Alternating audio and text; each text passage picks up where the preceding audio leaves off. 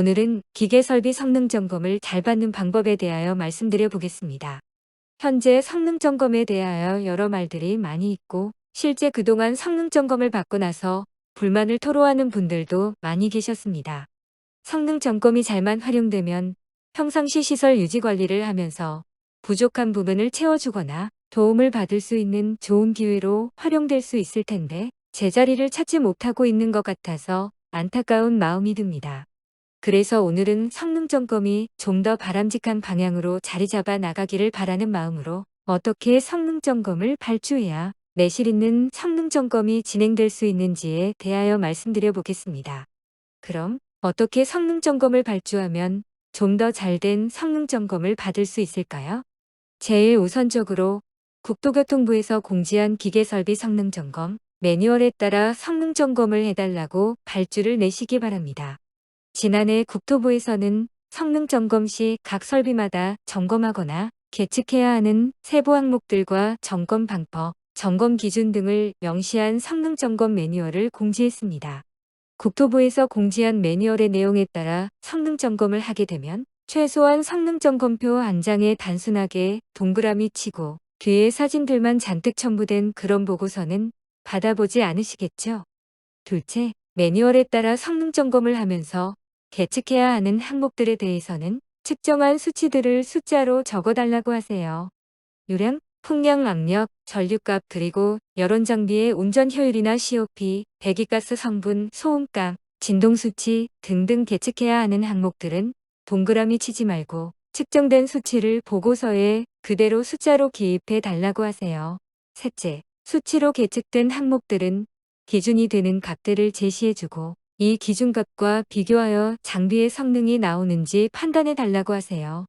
성능 점검은 장비의 성능이 나오는지 안 나오는지 확인하는 과정인데 그렇다면 성능을 비교하거나 판단하는 기준이 되는 설계값이나 장비의 전격 성능값이 있겠죠? 그 기준값들과 실제 계측한 값들을 비교하여 성능이 어떤지 판단이나 의견을 제시해 주어야 하겠죠. 성능에 대한 평가가 없다면 성능 점검이라고 할 수는 없잖아요. 넷째, 성능 점검 입찰이나 발주 시 한 해 동안 시설 유지 관리 업무를 하면서 기술적인 애로사항이 있었거나 문제가 되는 설비들이 있었다면 그러한 부분들을 리스트로 잘 정리해 두었다가 성능 점검 시 한 번 봐달라고 미리 성능 점검 업체에게 말씀해 주세요. 평상시에 자주 고장나거나 문제가 되는 설비가 있었다면 그런 부분을 성능 점검을 하면서 자세히 살펴봐서 원인이나 해결 방안을 찾아봐야 하겠죠. 유지관리에 어려움을 겪는 설비는 따로 있는데 그런 것들을 놔두고 멀쩡한 설비들을 성능 점검하고 있을 필요는 없겠죠. 혹시 그럼 이렇게 요구사항이 많아지면 괜히 성능 점검 비용만 늘어나는 거 아니냐 하는 생각을 하실지도 모르겠습니다. 그렇지 않습니다. 이런 요구사항을 내걸지 않더라도 그동안 국토부의 기계설비 성능점검 매뉴얼에 따라 열심히 성능점검을 잘해오고 있는 업체들이 많이 있습니다. 다만 성능점검 매뉴얼이 공지되었음에도 불구하고 매뉴얼대로 하지 않고 성능점검표에 동그라미 치고 사진만 잔뜩 첨부했던 부실한 업체들을 걸러낼 뿐입니다. 아무런 조건 없이 금액만 따져 성능점검을 발주하였기 때문에 그런 보고서를 받아보게 되었을 뿐 같은 금액이라도 충분히 역량있고 성실한 업체에게 제대로 된 성능 점검을 받으실 수 있습니다. 이렇게 성능 점검을 발주해서 제가 결정되고 실제로 현장에서 성능 점검을 하게 될 경우에도 성능 점검을 잘 받기 위해서는 하실 일이 있습니다. 성능 점검 시에는 반드시 해당 시설의 유지관리자께서 성능 점검 업체와 동행하면서 함께 참여해 주세요. 성능 점검은 장비나 설비를 가동하면서 그 운전 성능을 확인하는 업무입니다. 성능 점검 업체가 마음대로 장비를 가동시키고 정지시키거나 조작할 수 없기 때문에 시설의 유지관리자가 함께 동행하여 설비를 조작해주지 않으면 제대로 된 성능 점검을 하기 어렵습니다.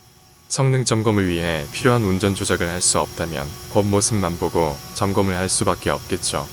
그리고 아울러 성능 점검 보고서를 받으실 때 문제가 있거나 성능이 나오지 않는 부분에 대해서는 개선이나 해결 방안을 함께 제시해달라고 미리 말씀해 놓으세요. 성능을 점검했는데 문제가 있는 부분을 어떻게 조치해야 하는지 모른다면 답답하겠죠.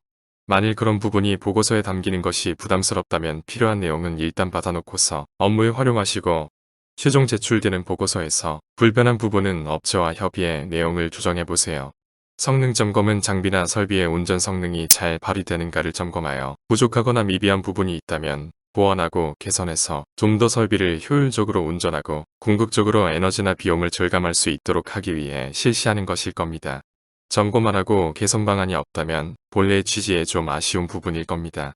자, 다시 한번 내실 있는 성능 점검을 위하여 어떻게 진행하면 좋을지 정리해 보겠습니다. 첫째, 국토부의 기계설비 성능점검 매뉴얼대로 성능점검을 진행해달라. 둘째, 계측해야 하는 항목들은 둥근을 치지 말고 계측된 숫자 그대로 기록해달라. 셋째, 계측된 수치와 기준이 되는 값을 비교하여 성능에 대한 평가를 해달라. 넷째, 그동안 실제 현장에서 문제가 되고 있는 사항들에 대하여 살펴봐 달라.